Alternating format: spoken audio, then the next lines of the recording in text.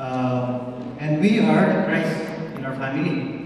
So as Christian husband, we should take care of our role as a leader.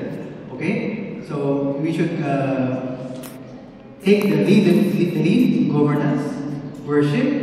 We should provide protection to our family. We should act as the head of the family.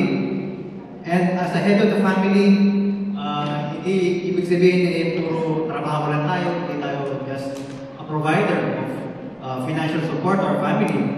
But we should also take care of our wife, okay, first. Take care of her material things, physical needs, emotional and spiritual needs. Okay, and next we should take care of our children.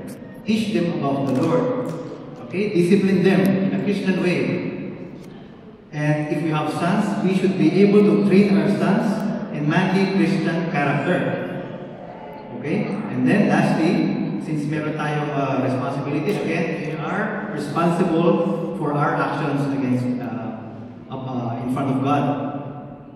Okay, and then we should take care of our family life and home. And we should set the emotional tone of our home, taking care of family schedules and social situations.